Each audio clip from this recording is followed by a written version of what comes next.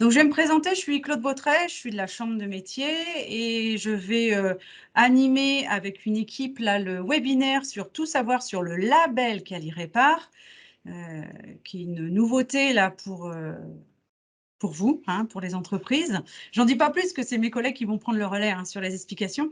Donc là, je vous demanderai juste pendant l'animation de au moins couper vos micros. Il y aura des temps de questions-réponses. Soit, comme on n'est pas très nombreux, on pourra le faire directement. Vous enlèverez le son et puis vous pourrez poser votre question. Ou si c'est plus facile, vous pouvez faire par le chat et puis on prendra des temps de réponse. Il va forcément y avoir des questions. Quand on parle de label, il y a aussi derrière tout des dossiers à remplir, des délais, une organisation. Donc, on est vraiment là pour y répondre. Donc, nous aurons la présence donc, de Bénédicte Lidon et puis Christophe Terrien de la Chambre de métier. Et puis, la présence des deux éco-organismes, écosystème écologique, donc avec monsieur Jean-Marc Hubert et Basilios Rignotis, qui prendront le relais pour vous expliquer le contour de Quali-Répar. Qu'est-ce que j'avais? Non, j'avais pas d'autres points. Donc 3 points, on va voir ça en 3 temps. Quali-Répar, c'est quoi en quelques points pour resituer dans le contexte à quoi ça correspond. Et puis après, on va rentrer dans le vif du sujet, éligibilité, modalité, calendrier de labellisation, qui est concerné, comment, enfin les activités. Et puis, on reprendra la main, les collègues de la Chambre de métier reprendront la main sur la Chambre de métier vous accompagne. L'idée, c'est aussi de dire, n'oubliez pas que vous n'êtes pas tout seul. Il y a vraiment des équipes sur le terrain pour vous accompagner aussi dans cette transition. C'est une des actions de la transition écologique au sens large. Mais donc, ne soyez pas tout seul.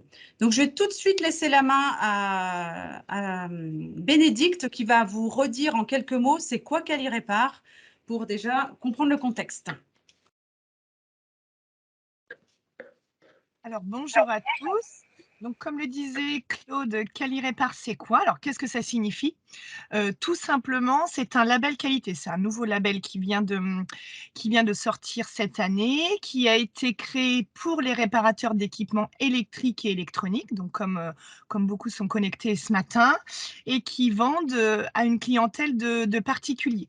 En fait, ce label qualité a été créé suite à un fonds réparation qui entre dans le cadre de la loi AGEC. Je ne sais pas si vous connaissez, la loi AGEC a été promulguée en 2020 et fait la promotion de l'anti-gaspillage au sens large et fait entrer les entreprises, mais aussi les particuliers, dans un nouveau mode d'économie circulaire, en fait, d'essayer de réduire tout simplement les déchets. Donc la réparation fait partie de cet axe de réduction des déchets parce que plus on va réparer et moins nous aurons de déchets, en fait, tout simplement. Ce label permet aux clients d'obtenir une réduction sur leurs factures, sur des appareils ménagers qui ne sont pas sous garantie. Il a été créé par les deux éco-organismes qui vont vous faire la présentation par la suite, écosystème et oups, mince, excusez-moi. Écologique. Écologique, voilà. Écosystème et écologique. Et pour autant, le label est attribué par un organisme certificateur indépendant qui vient dans les entreprises. Donc, je laisse la parole à Écosystème et écologique pour le détail de Quali-Répar. Eh bien, merci. Donc, alors, je vais démarrer la présentation sur la slide suivante.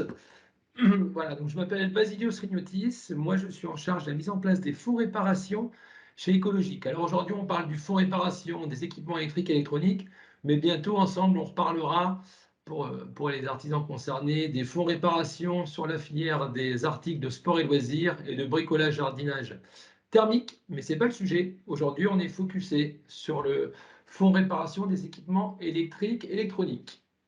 Donc, comme vous le disiez fort justement, juste avant, sur la slide d'avant, label Quali-Répar, c'est un label qui est issu d'une loi, la loi anti-gaspillage et économie circulaire de 2020, où il a été demandé aux éco-organismes de mettre en place un fonds qui allait promouvoir la réparation. En fait, l'objectif, c'était de réduire les déchets en prolongeant la durée de vie des équipements, et comme ça allait permettre de réduire l'utilisation des ressources.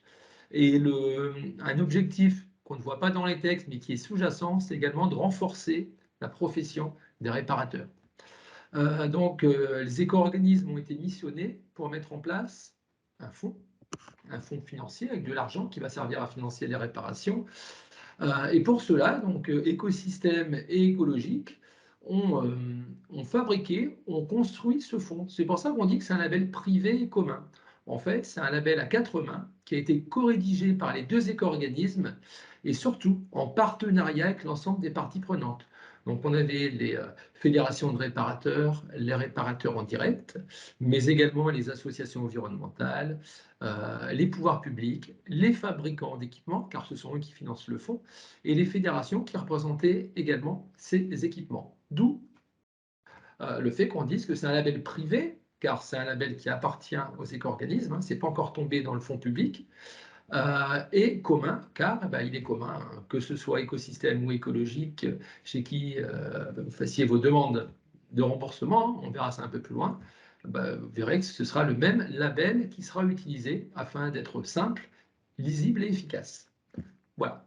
Je vais laisser le deuxième icône à Jean-Marc. Non, la même slide, pardon. On reste sur la même slide. On est très organisé. Hein, Merci Basilios.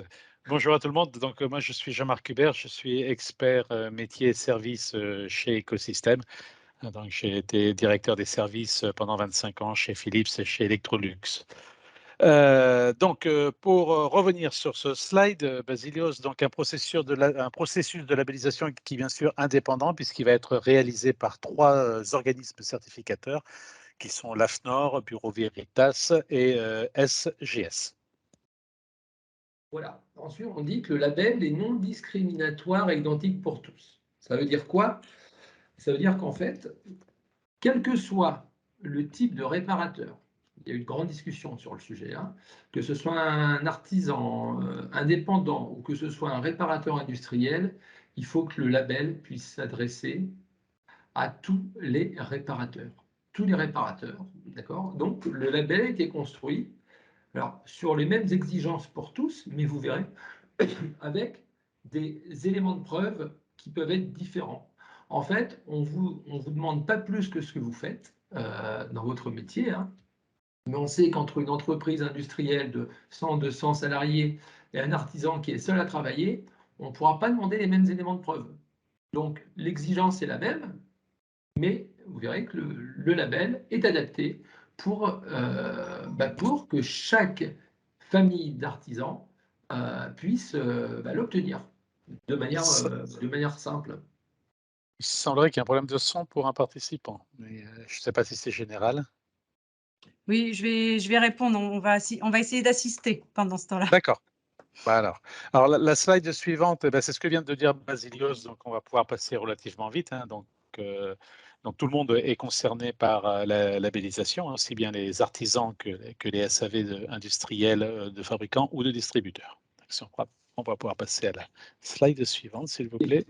Oui, et peut-être préciser, mais alors c'est vrai que là, on n'est pas concerné, mais c'est vrai que ça couvre l'ensemble du territoire et les DROMCOM également. Bon, là, on est sur les Pays de Loire, mais si demain, il y a des artisans qui avaient une volonté de s'installer ailleurs au soleil, je ne dis pas que dans les Pays de Loire, il n'y a pas de soleil, hein, mais s'ils souhaitaient s'installer dans un endroit encore plus ensoleillé, comme les DROMCOM, fais attention, Basilios. Hein. Fais attention, moi j'ai passé ma jeunesse à Nantes et je peux vous dire qu'il ne pleut pas autant que ça, hein, il fait plutôt beau à Nantes.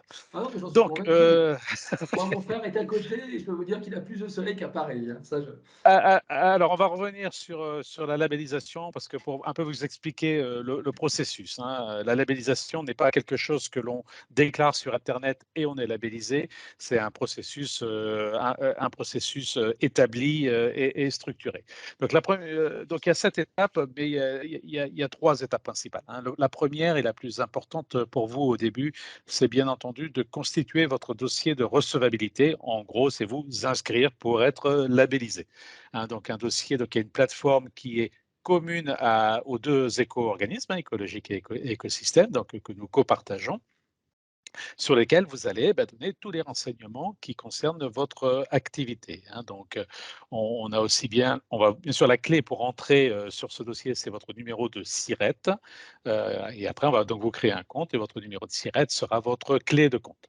On va vous demander un certain nombre d'informations, aussi bien financières, pour vous faire les versements du soutien financier. C'est quelque chose qui est quand même assez important. Mais on va également vous demander toutes les données relatives à votre entreprise, aussi bien donc financière, mais que commerciale. Quel est votre nom commercial? Comment les consommateurs vous connaissent? Est-ce que votre nom, c'est Répar Ménager ou est-ce que c'est SA Jean-Marc Hubert? Donc voilà, donc vous allez bien renseigner le nom commercial. Vous allez également définir, si vous faites de la réparation à domicile, les départements sur lesquels vous intervenez. Vous pouvez être, quand on est à Nantes, on peut aussi bien intervenir dans le 85 de temps en temps, voire dans le 56 ou dans le 35, suivant votre localisation. Donc, renseignez bien ces informations parce que ce sont celles qui apparaîtront dans l'annuaire des réparateurs labellisés. Donc, pour qu'un consommateur vous trouve demain, il faut qu'il sache dans quel département vous êtes. Et puis, une autre partie qui est une partie, alors, qui n'est pas la plus marrante, parce que c'est un peu comme quand on remplit sa déclaration d'impôt, c'est un certain nombre d'attestations. On va vous demander une attestation URSSAF, une attestation de régularité fiscale, éventuellement un registre du commerce. Donc, tout un tas d'informations. Donc, il y a des dossiers qui sont là, bien sûr, pour vous aider, et la CMA va vous accompagner sur ce sujet-là. Donc, ce sont donc toutes les informations relatives à ce dossier. Donc, une fois que vous avez tout renseigné dans le dossier, c'est une quinzaine de minutes à peu près, quand on a les éléments, on appuie sur le bouton et je passe la main à Basilios quand on soumet son dossier. Tout à fait. Et alors, pour ne pas laisser le suspense, c'est une question pendant que tu parlais, Jean-Marc, d'un réparateur qui demandait si le dispositif était opérationnel. Oui, la labellisation était opérationnelle depuis le mois d'avril et on en parlera dans une slide à venir. Mais oui, c'est quelque chose de concret qui a déjà démarré assez fortement. Mais on vous donnera les chiffres un peu plus loin. Par contre, le label n'est pas encore ouvert aux consommateurs. Voilà. Donc ça, on va y revenir après. Donc, une fois que l'auditeur a reçu votre dossier de recevabilité, vous a envoyé le devis, le contrat et le devis que vous avez accepté, alors il va vous recontacter pour prendre rendez-vous avec vous afin de définir une date d'audit sur site. D'accord. Alors, l'audit sur site, généralement, pour les sites, les monosites dont 1 à 2 personnes sont concernées par la labellisation, c'est une demi-journée. Donc, il va prendre rendez-vous avec vous, il va caler la demi-journée.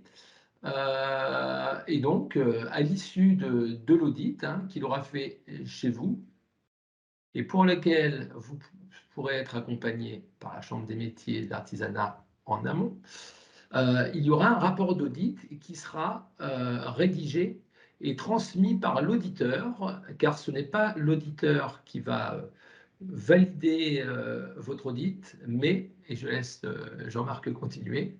Donc, un comité de labellisation indépendant qui, lui, va regarder votre rapport d'audit, voir si les non-conformités éventuelles ont bien été levées. Donc, il n'y a pas de non-conformité éliminatoire, qu'on soit bien d'accord. Vous ne passez pas le baccalauréat en passant l'audit. C'est simplement un contrôle que vous êtes bien un professionnel de la réparation.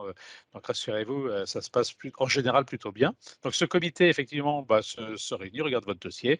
Et si c'est OK, il vous donne votre diplôme, sur ce qu'on appelle donc l'attestation de conformité. Ça veut dire qu'à partir du moment où le fonds sera ouvert aux consommateurs, vous serez en mesure de proposer aux consommateurs sur les fiches métiers, on va y revenir après, que vous avez sélectionnées, sur lesquelles vous avez été labellisé.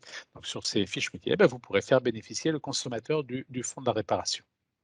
Exactement. Et donc, une fois que vous aurez l'attestation de conformité, sachez que le cycle complet de labellisation dure 3 ans, est valable 3 ans, mais avec un audit de suivi à mi-parcours.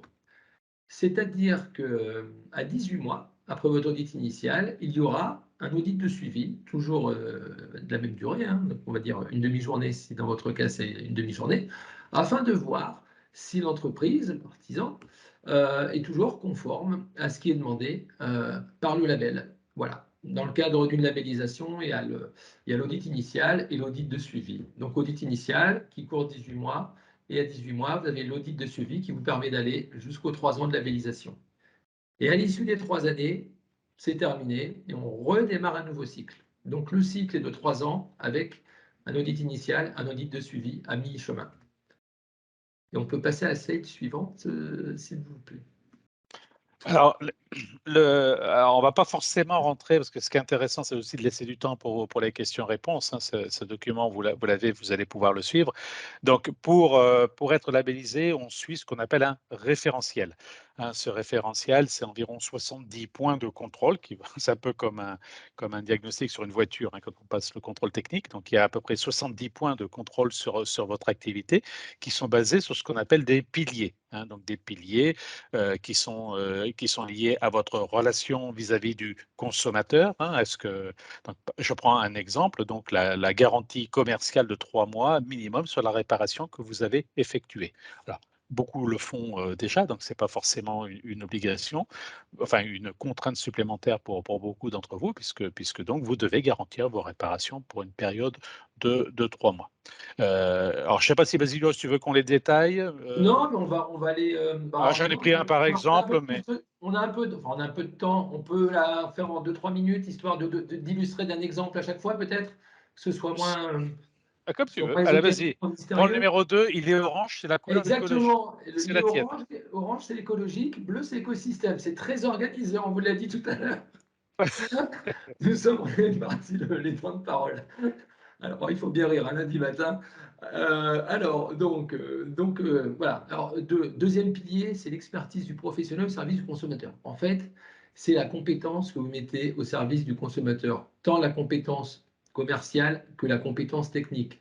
Donc là, vous serez audité sur votre approche vis-à-vis du consommateur, tant sur l'approche commerciale que technique. En fait, c'est comment vous allez adresser votre client avant, pendant et après la réparation. Donc rien de nouveau, c'est ce que vous faites tous les jours depuis des années. Le troisième pilier, c'est par rapport au parcours consommateur, hein, parce que, bon, comme vous le savez, le monde du service évolue vers de plus en plus de services vis-à-vis du consommateur. Donc, l'auditeur prêtera une attention particulière à votre façon de sensibiliser le consommateur à l'usage et à l'entretien de son produit. Hein. Nous sommes là pour que les produits aient une durée d'usage la plus longue possible. Et on sait très bien que dans l'électroménager, par exemple, hein, je prends cet exemple-là, l'entretien du produit est aussi la clé de la durée de vie du produit. Donc voilà, donc on s'attend à ce que les réparateurs labellisés aient des bonnes notions d'entretien et d'usage des produits, ce qui est déjà le cas s'ils réparent déjà ces produits-là. Quatrième pilier, ça s'appelle la régularité des contrôles. Pour vous donner un exemple, en fait, pour recontextualiser, le label, un des objectifs du label, c'est aussi de renforcer, c'était de renforcer l'image que pouvait avoir le consommateur auprès de la réparation. On savait que sur certains secteurs, le milieu de la réparation, le métier de la réparation avait besoin un peu de redorer son blason, de redonner ses lettres de noblesse à la profession. Donc, un des piliers du label va être la régularité des contrôles. Pour exemple, si vous recevez une réclamation de la part d'un consommateur, je ne vous le souhaite pas, mais ça peut arriver, hein, comme dans tous les métiers, eh bien alors, vous sera demandé via le label de pouvoir répondre à la réclamation sous 8 jours ouvrés. D'accord? Et de pouvoir faire la preuve de la réponse à l'auditeur. Bon, ce ne sont pas des choses qui arrivent tous les jours, mais l'auditeur va vérifier s'il y a des réclamations. S'il n'y en a pas, il n'y en a pas. Hein. Mais s'il y a des réclamations, que l'artisan les prenne bien en compte. Cinquième pilier, la prise en compte de la gestion des déchets. Comme vous le savez, nous sommes éco-organismes, donc nos missions initiales, comme nous avons été agréés pour la première fois depuis 2005, hein, c'est bien de la gestion des déchets et lors des pollutions. Donc bien évidemment, dans ce référentiel, on vous demandera d'avoir une gestion de vos déchets conforme à la réglementation en passant par une filière agréée. Et ça tombe bien, pour les équipements électriques et électroniques, il y a bien une filière, la filière des EEE, pour lesquels écosystèmes écologiques sommes agréés. Donc l'auditeur veillera à ce que les déchets ne soient pas gérés n'importe comment, mais bien remis à une filière, à la filière compétente. Et pour information, les filières agréées prennent en charge financièrement le traitement et la dépollution de déchets. Après, c'est sous condition de, mais ça, on pourra en parler par la suite, sous condition de volume de déchets. En fait. Voilà. Mais quand il y a une filière agréée pour les déchets, ça veut dire qu'il y a un financement du traitement du déchet. Donc, autant ne pas prendre de risques et confier vos déchets à une filière agréée plutôt que de les confier je sais pas, au ferrailleur du coin qui voilà, n'aura pas forcément la traçabilité qui pourrait vous être demandée en termes de gestion des déchets. Pilier 6, Jean-Marc, je te laisse. Alors c'est à mon tour. Donc, ce qui est important, donc on a vu qu'il y avait donc un certain nombre de critères du référentiel axés vers le consommateur, mais il y en a également, bien sûr, qui sont vraiment axés sur la formation et l'habilitation des réparateurs, donc la qualité des réparateurs. Donc, il y a ce qu'on avait dit des fiches métiers, hein, donc en fonction des produits. Donc, si vous réparez du gemme froid, du gemme hors froid, du PEM, de la télé ou des trottinettes, effectivement, il y a des qualifications qui sont demandées et à minima demandées par le référentiel, aussi bien en termes de formation technique, d'habilitation, mais également de matériel utilisé pour effectuer ces réparations.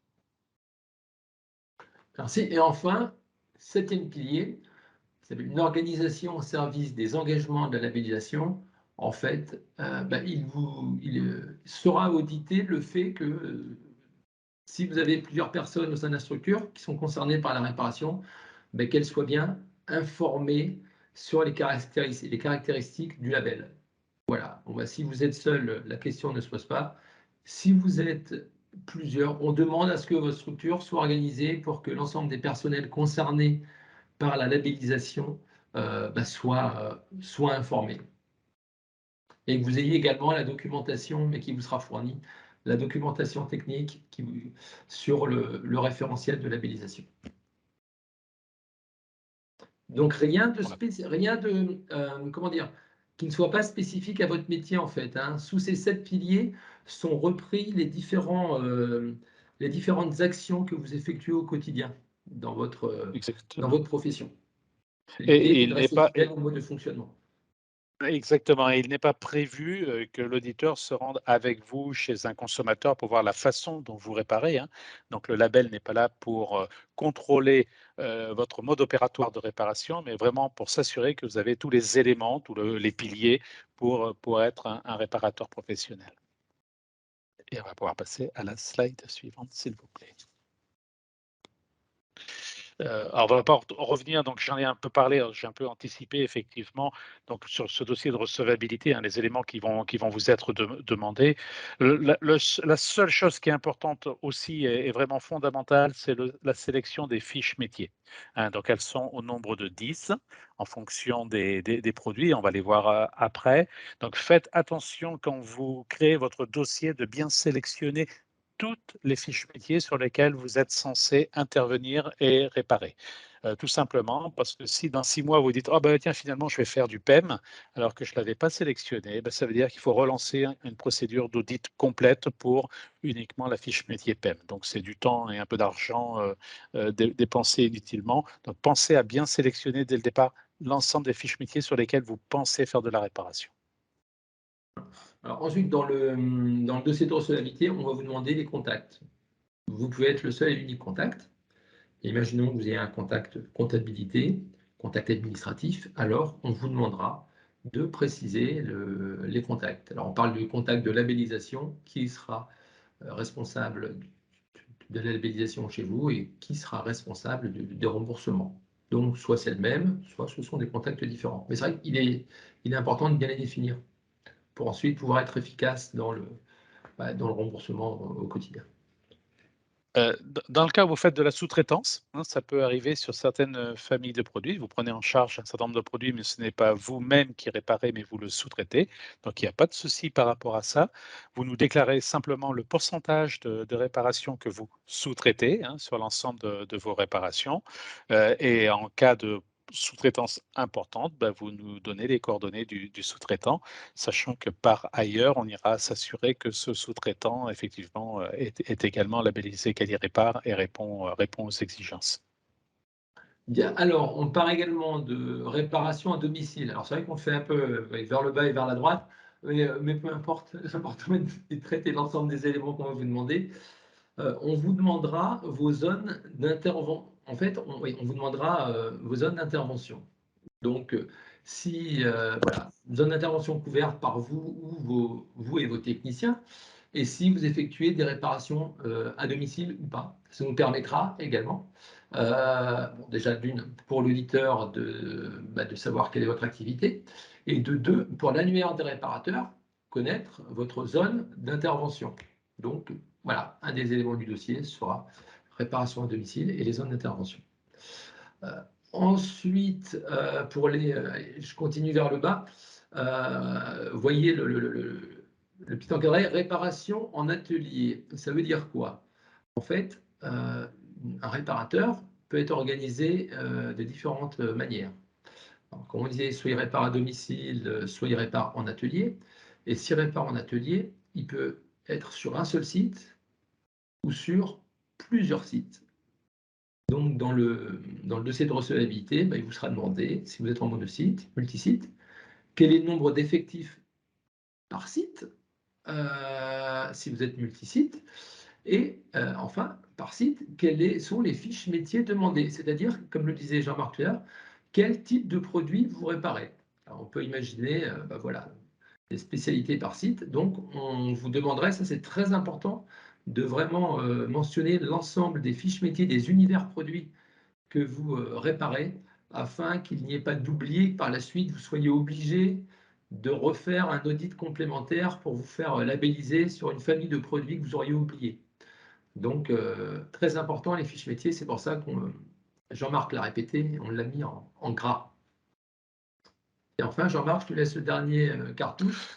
Oui, alors comme je le disais tout à l'heure, hein, on va pas, c'est quelque chose que vous retrouverez dans les éléments. Donc, c'est effectivement tous les éléments administratifs, hein, les documents donc votre attestation d'assurance, de vigilance URSSAF, attestation fiscale ou sociale. Si vous avez créé votre entreprise cette année, effectivement, pour information, vous n'avez pas de déclaration fiscale. Donc, l'enregistrement, le document qui justifie de votre enregistrement depuis moins d'un an est suffisant.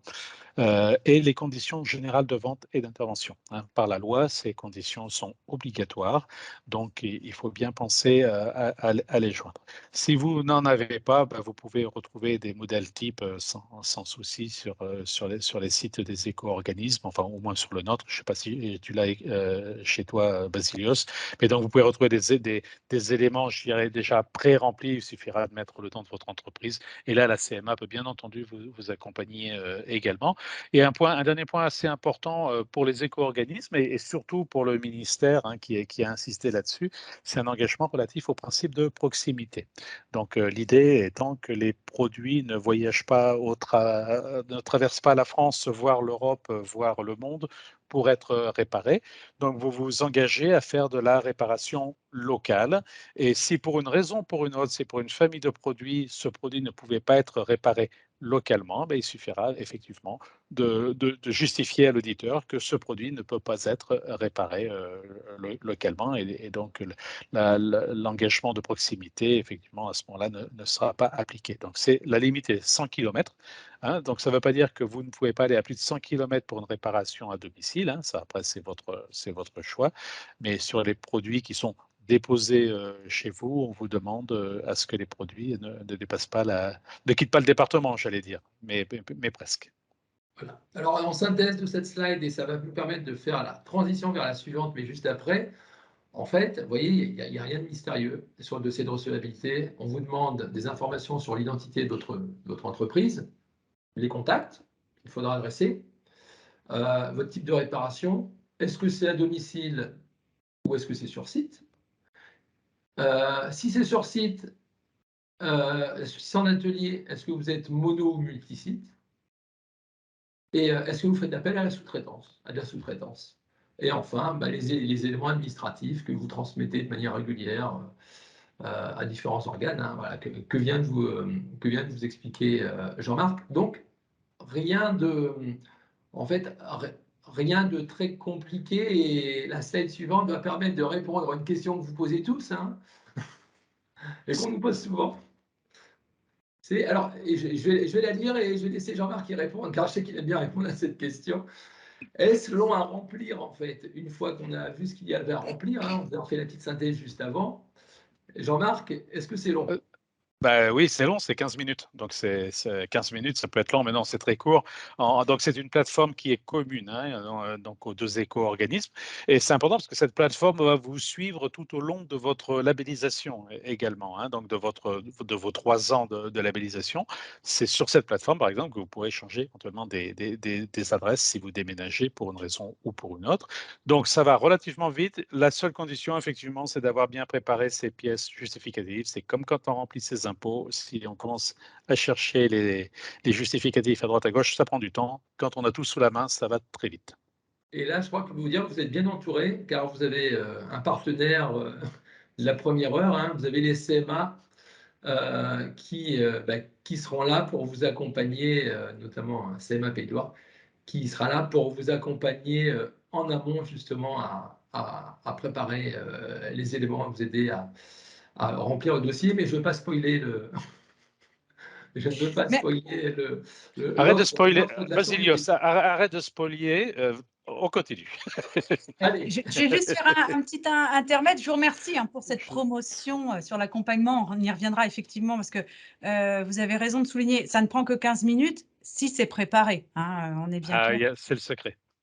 Il y avait quand même une question, même si on va y répondre après, mais je pense que ça peut être important de la poser maintenant parce qu'on parle bien du label, là, des modalités. Est-ce que le label et l'ensemble du dispositif sont opérationnels dès maintenant? Alors, qu'est-ce que vous appelez opérationnel? Ce qui est opérationnel, c'est l'inscription au label et les audits. Hein, c'est-à-dire que les gens qui sont inscrits, qui ont validé leur dossier, aujourd'hui reçoivent les rendez-vous pour être audités. Alors, on va en parler tout de suite. Hein. Donc, le fonds va être ouvert aux consommateurs. Donc là, on va parler vraiment de côté opérationnel à l'automne 2022. Donc, on n'a pas encore la date précise, hein, donc si c'est septembre, octobre ou novembre, mais à l'automne 2022, le fonds sera ouvert aux consommateurs. Et à ce moment-là, seules les entreprises labellisées, avec vraiment leur diplôme, hein, qui sont allées au bout du process, pourront faire bénéficier le consommateur de ce soutien financier. Donc voilà, opérationnel pour l'ouverture et la création, être labellisé, et pas encore, bien sûr, pour la partie consommateur. Donc, je pense avoir répondu à la question de Sébastien qui disait côté consommateur. Donc, à l'automne. Mais comme, alors on n'en a pas parlé, mais le processus de labellisation, c'est entre 4 et 8 semaines. Hein, à partir du moment où vous allez soumettre votre dossier et le moment où vous aurez votre diplôme, il faut compter entre 4 et 8 semaines, sachant qu'il y a les vacances d'été. Donc, il n'est pas urgent de s'inscrire, mais ça commence. Exactement. Et alors, la question qui vient après, est-ce long à remplir? C'est la question, la slide suivante, qui est fort légitime. Et combien ça coûte? Pour ça, je te le laisse, hein, vas-y. Oh, voilà, dès que c'est des choses embêtantes. Bien, eh bien, non, en fait, on est assez serein sur le sujet. Il y a eu de longues, très longues discussions avec vos fédérations, avec la Chambre des métiers, avec les pouvoirs publics. Tout le monde était d'accord pour dire qu'il ne fallait pas alourdir, faire peser la labellisation sur les artisans réparateurs.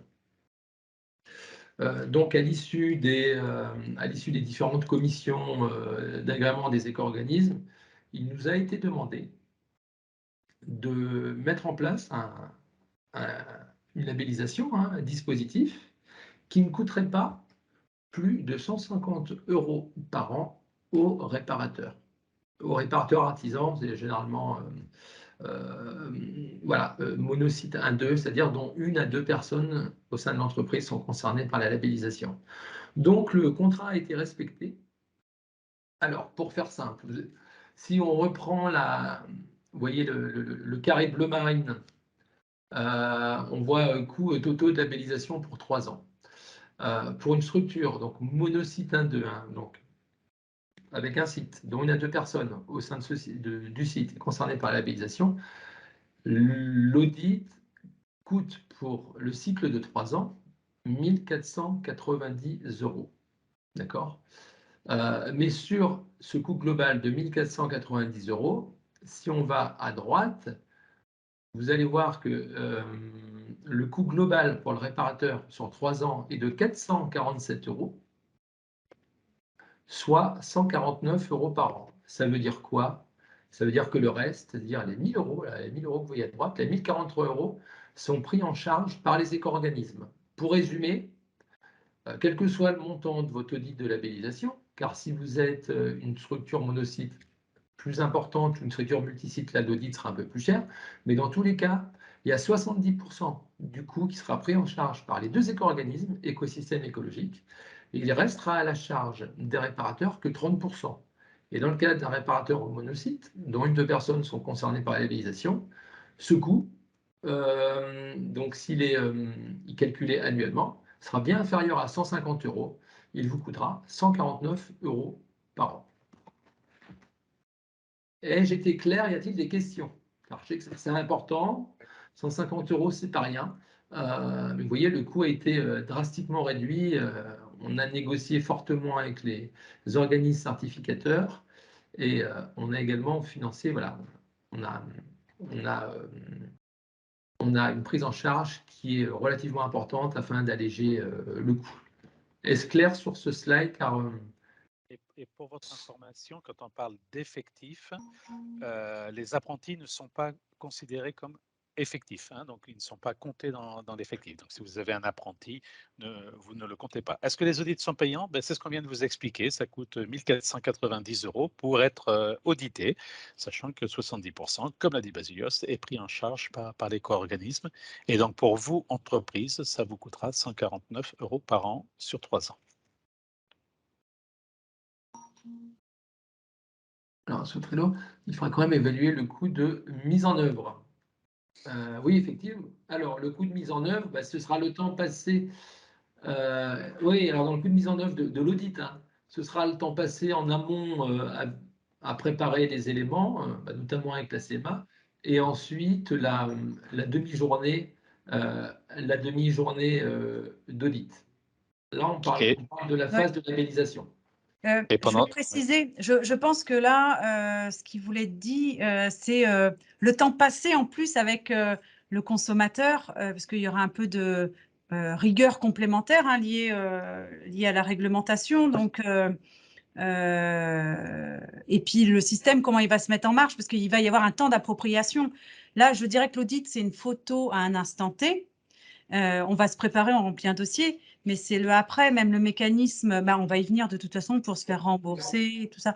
Donc là, je pense qu'il y a, comme c'est dit, hein, c'est l'éventuelle complexité du processus. Oui, il va y avoir une phase d'apprentissage. Oui, alors voilà, il y aura une phase d'apprentissage. On va y venir après, je crois que c'est en dernière slide.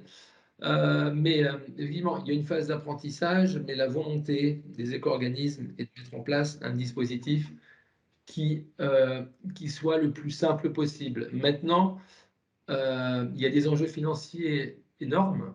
Sur 6 ans, ça va représenter, alors initialement c'était 410 millions d'euros, mais les éco-organismes ont décidé de l'augmenter un peu pour vraiment pouvoir couvrir l'ensemble des familles de produits. Donc on va avoir une enveloppe sur 6 ans de 440 millions d'euros. Donc c'est de l'argent qui va être distribué, mais qui doit être contrôlé aussi. On ne peut pas le distribuer sans un minimum de... Oui, tout à fait, oui. Ben, ça va, oui. Alors, je suis un peu gêné parce que c'est vrai que d'un autre côté, par rapport à... J'ai essayé l'appareil, là. Oui, on va peut-être couper le micro. Oui, ce choix-là, je pensais que c'était une question. Non, c'est pas une question. C'est une conversation du lundi matin. Mais pour compléter ce que dit Basilios, ça ne change rien dans la vie quotidienne de la réparation. parce que ça, c'est un process qui est déjà établi. Mais oui, il est vrai que ça va demander une période d'adaptation administrative pour mettre en place le fonds. Faut pas se cacher la face, hein, ça va demander un petit effort supplémentaire. Mais d'un autre côté, et on ne va pas rentrer dans cette discussion, à moins que vous le vouliez, c'est aussi l'avenir de la réparation, hein. Aujourd'hui, on voit très bien que la réparation hors garantie, qui nous concerne, est une réparation qui évolue beaucoup vers l'assurance et vers des produits d'assurance, et qu'aujourd'hui, le contrepoids de cette réparation par assurance passe par le fonds de la réparation. Hein, sinon, le consommateur, à terme, risque de ne plus réparer hors garantie normalement, comme on le fait depuis des années, mais risque de partir vers des produits d'assurance qui, d'un point de vue marketing, sont assez redoutables. Voilà. Donc, c'est vraiment un contrepoids. Tout à fait. Alors, du coup, la slide suivante est à... Oh non, voilà, ouais, on va rester sur celle-ci. J'ai regardé les chiffres à jour. En fait, là, on voulait vous présenter le nombre de candidatures depuis que le label a été ouvert aux réparateurs, depuis le 7 avril. Aujourd'hui, regardez, là, c'est vrai que la slide date de vendredi, hein, vous l'envoyez vendredi, on est à 991 demandes, et peut-être que durant le webinaire, on passera les 1000, parce que c'est vrai que début de semaine, généralement, il y a toutes les demandes qui ont été préparées le week-end, fin de semaine. Donc, en tout cas, on est proche des 1000. Et vous voyez, après 2 mois, c'est quand même redoutable. Donc, 1000 demandes, et dans les 1000 demandes, il y a déjà 222 dossiers qui ont été soumis aux organismes certificateurs. Ça veut dire quoi? 228 dossiers, ça veut dire que 228 dossiers ont été complètement remplis avec le fichier dont on parlait juste avant, hein, et pour lequel l'audit sur site va pouvoir démarrer. Et alors, sur la slide suivante, vous verrez, parce qu'on peut se poser la question de qui fait ces demandes aujourd'hui de labellisation. Eh bien Jean-Marc, je te laisse la commenter, mais vous verrez que la surprise est plutôt pas. Alors, nous avons la visu du panorama de la réparation, et on sait qu'aujourd'hui, hors garantie, hein, les 2/3 des réparations sont effectuées par des entreprises de proximité et artisanales. Et dans les candidats à la labellisation, on retrouve à un pouillème de pourcentage près exactement la même répartition que le panorama. C'est-à-dire qu'aujourd'hui, 2/3 des candidats à la labellisation sont des entreprises de 1 à 2 personnes, donc des formats plutôt artisanaux.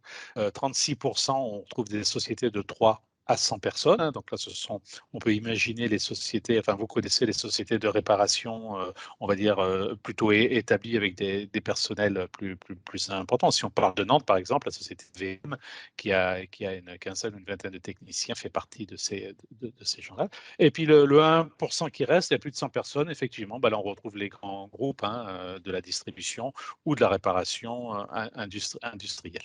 Donc, on retrouve la même structure de candidats que la structure du panorama de la réparation. Donc voilà, donc les réparateurs artisanaux sont sur les 1000. Eh ben, il y en a 640 qui sont des artisans.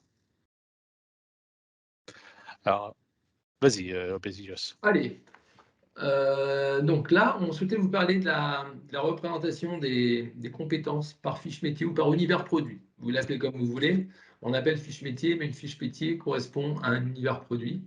Et donc là, on voit qu'en grande majorité, c'est le PEM et le GEM qui est représenté par les demandes de labellisation, et qu'en moyenne, un réparateur demande à se faire labelliser sur 2 à 3 fiches métiers. D'accord? Donc, PEMG, sans surprise, en fait, ça reprend bien la répartition. Ensuite arrive la télé, l'univers de la télé. Et enfin, on voit l'univers de l'IT, c'est-à-dire de l'informatique et des télécoms, qui est à 13% et qui est en train de remonter. En fait, l'univers de l'IT est très très éclaté. Donc il a démarré très bas et il est en train de redémarrer. Donc c'est une représentativité qui correspond, et alors là Jean-Marc, sous ton contrôle, car l'expert métier depuis 30 ans c'est toi, une représentativité qui correspond au marché en fait, de la réparation. Oui. Oui, oui. Donc, dans le télécom, on pense surtout au smartphone, hein, qui est aujourd'hui un marché, tout le monde a au moins un smartphone quasiment dans sa poche. Donc, c'est un marché de la réparation qui est plutôt dynamique aujourd'hui. Donc, voilà pourquoi l'informatique et les télécoms représentent et sont en train de monter en puissance. EGP, c'est l'audio, hein, hors télévision, hein, audio-vidéo, hors télévision. Et je sais qu'il y a aussi beaucoup de réparateurs. Les autres produits, ben, c'est les outils de jardin et de garage, hein, qui sont également concernés. La mobilité moderne, ce sont les trottinettes et vélos à assistance électrique principalement. Et puis les appareils photo, on parle d'appareils photo réflexes, donc on est là plutôt sur une niche de réparation avec vraiment des spécialistes.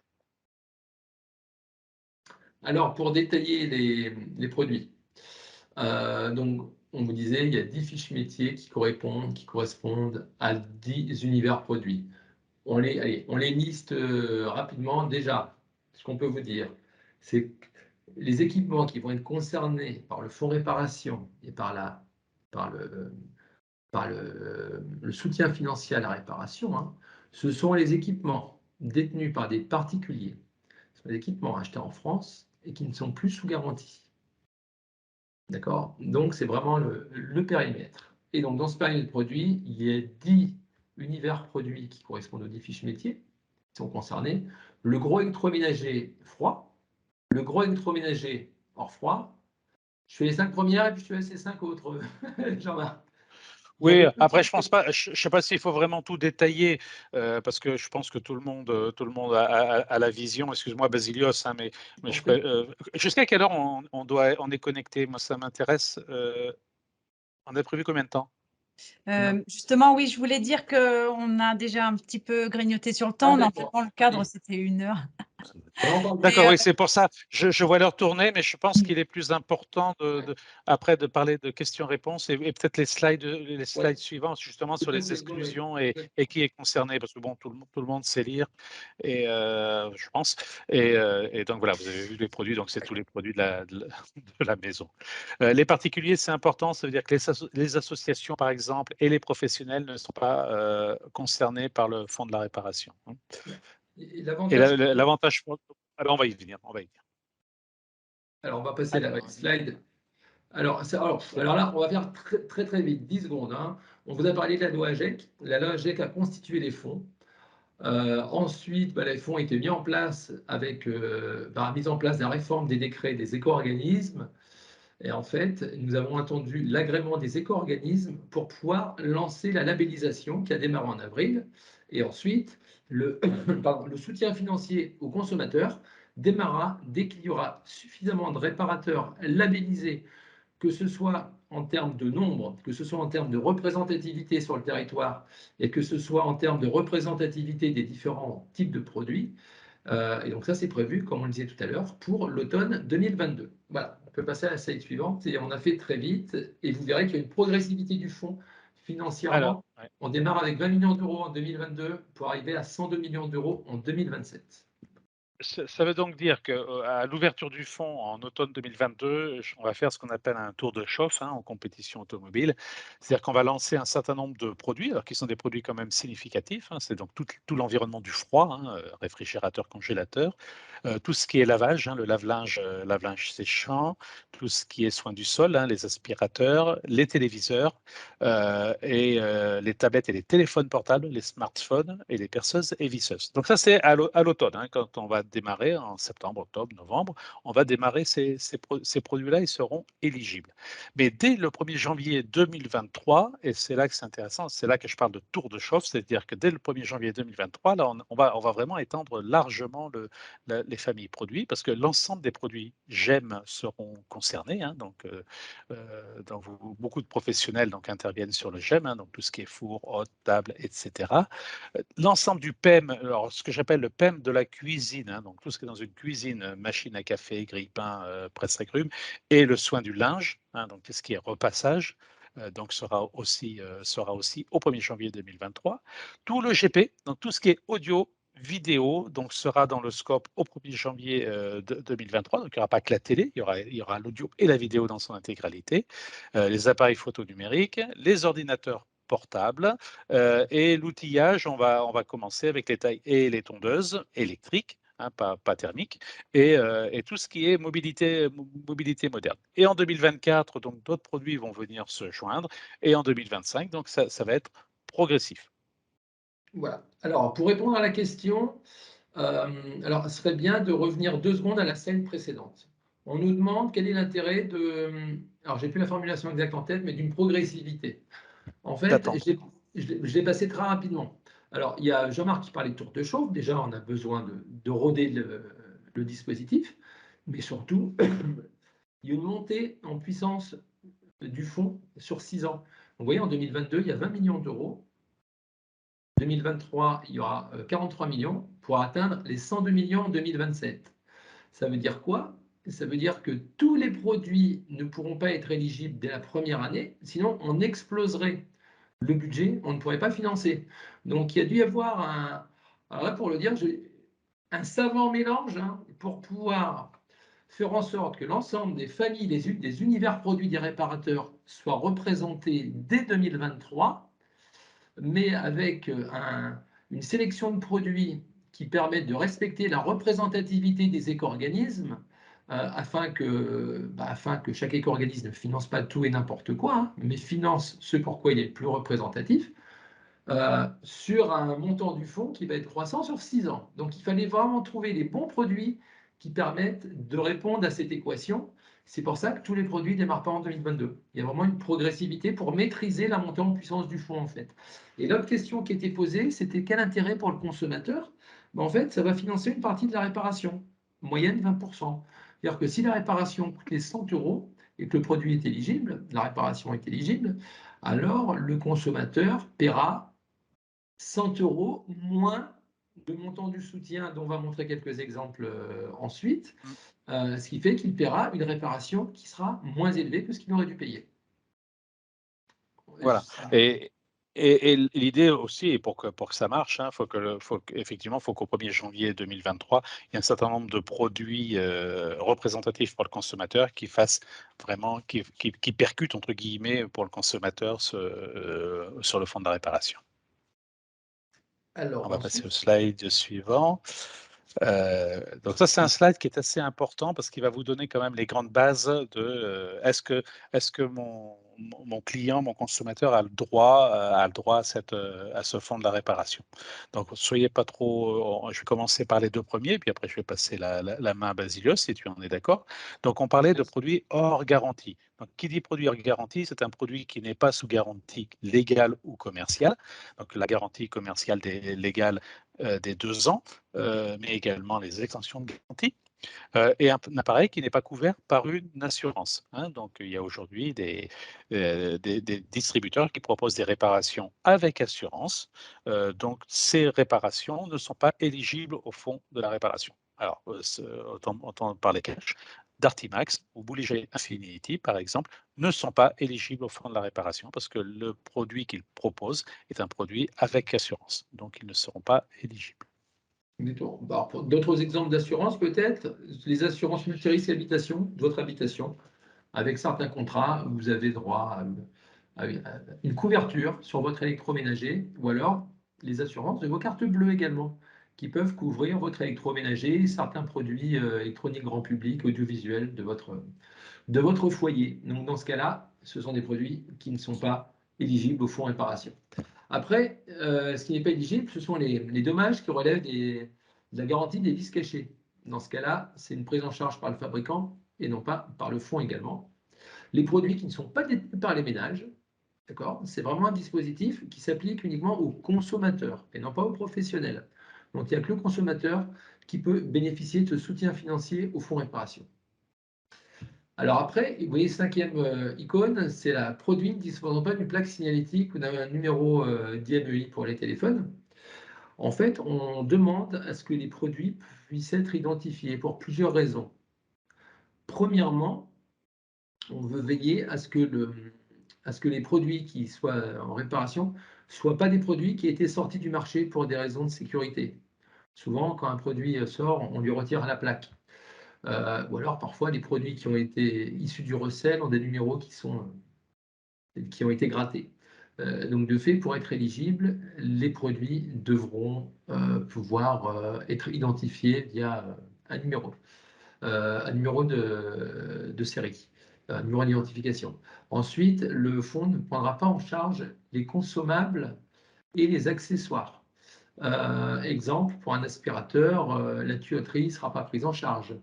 Ou alors le consommable, ça peut être pour une imprimante, la cartouche, non, elle ne sera pas prise en charge par la réparation. C'est vraiment le produit. Jean-Marc, je continue ou ouais. Je vais peut-être un peu y continuer si ça ne dérange pas. Donc, on a les dommages, ce qu'on appelle non fonctionnels. Hein. Donc, ce sont les dommages qui ont été causés par le consommateur. Hein. On pense à l'écran de smartphone qui est cassé parce qu'il est tombé. On pense à au verre de plaque induction qui est cassé parce que le consommateur a fait tomber sa casserole. Donc, tous ces dommages ne sont pas pris en charge par le fonds. Donc, on parle vraiment de réparation non fonctionnelle. Et également, donc, les usages non conformes aux prescriptions du constructeur. Donc, c'est effectivement aussi également une précaution d'usage, donc le produit doit être utilisé normalement.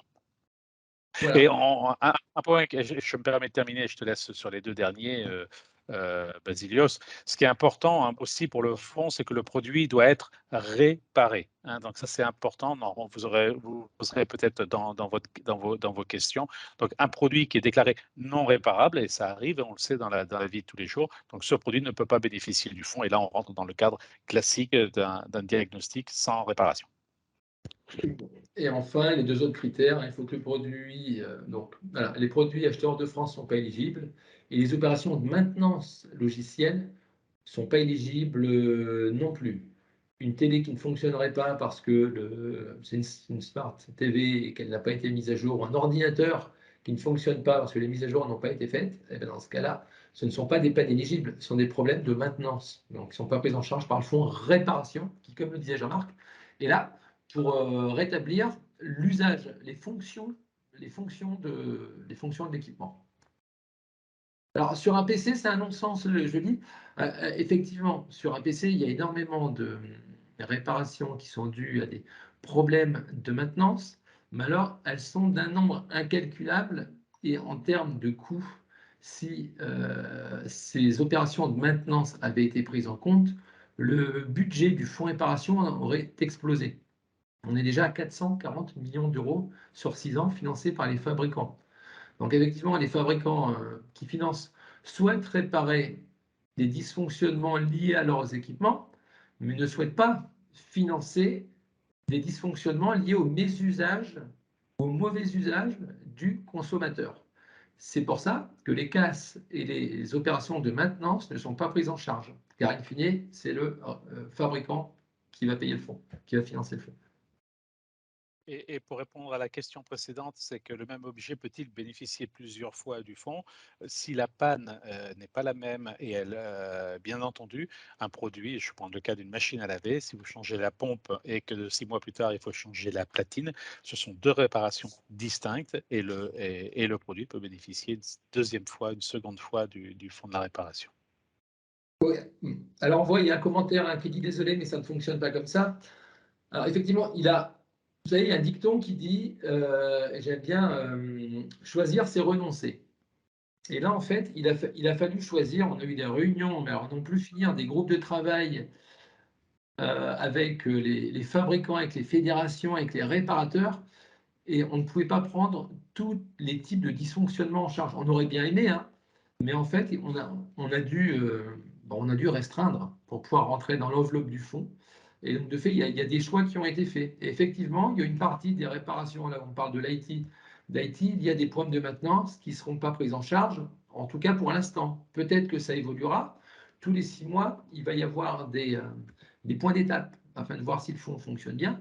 Ça évoluera peut-être, mais dans un premier temps, il fallait bien démarrer avec type d'équipement, type de réparation, et on verra par la suite comment ça va évoluer. On n'est pas à l'abri d'ajustements pour répondre vraiment aux besoins des consommateurs et des réparateurs. Mais il fallait démarrer avec une base, et c'est cette base qui a été choisie. Mais je suis d'accord avec vous, voilà, ça ne fonctionne pas forcément toujours comme ça.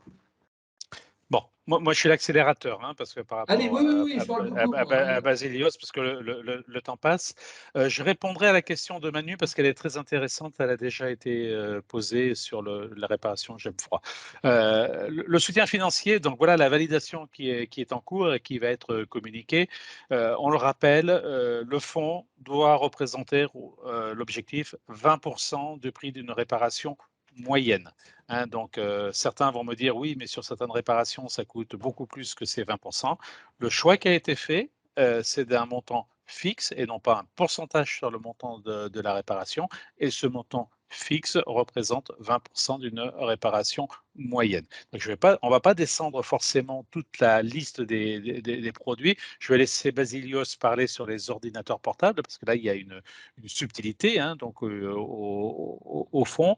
Et donc, vous voyez que suivant le produit que vous allez réparer, donc pour chaque famille de produits, vous allez avoir un montant de 20, 25, de 10 ou de 15 ou de 30 euros qui sera donc déduit de la facture du consommateur. Et Voilà. une particularité pour les ordinateurs. Exactement. Alors, après discussion avec les fabricants, les fédérations, il y avait le choix entre un forfait, comme sur les autres produits, pour toutes les réparations, ou alors un forfait avec ce qu'on appelle un seuil de déclenchement. En fait, c'est quoi la philosophie, l'idée de ce fonctionnement? C'est de dire on ne finance pas toutes les réparations sur l'IT, mais on va financer les réparations les plus chères, celles pour lesquelles le consommateur a besoin d'un soutien pour faire son choix entre un remplacement et une réparation. On sait que sur l'IT, il y a des soucis liés à la détention des données personnelles, au transfert des données personnelles. Donc, il y a eu des réunions là-dessus afin de savoir si on finançait toutes les réparations ou si vraiment on privilégiait un peu plus de la moitié des réparations, mais des réparations les plus chères. Et a été décidé par les professionnels qu'il valait mieux, sur l'IT, financer les réparations les plus chères. Donc, vous voyez, par exemple, sur l'ordinateur portable, un seuil de déclenchement à 180 euros. Ça veut dire quoi? Ça veut dire que dès que la facture atteint 180 euros, le soutien démarre. Donc, 180 moins 45, ça veut dire que la réparation ne coûtera que 135 euros au consommateur. Et donc, ça flèche le soutien pour les produits IT sur les réparations les plus élevées.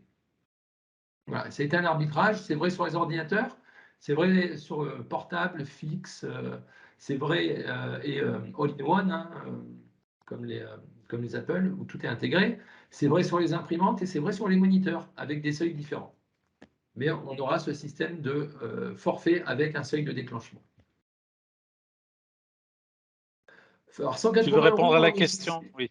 Voilà, et consommable ou tout compris. C'est hors logiciel et conso. Par exemple, C'est une vraie réparation.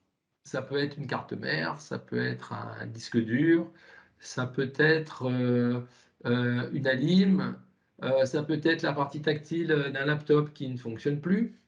Ça peut être beaucoup de choses. Mais non, mais ce ne sont pas les dysfonctionnements logiciels.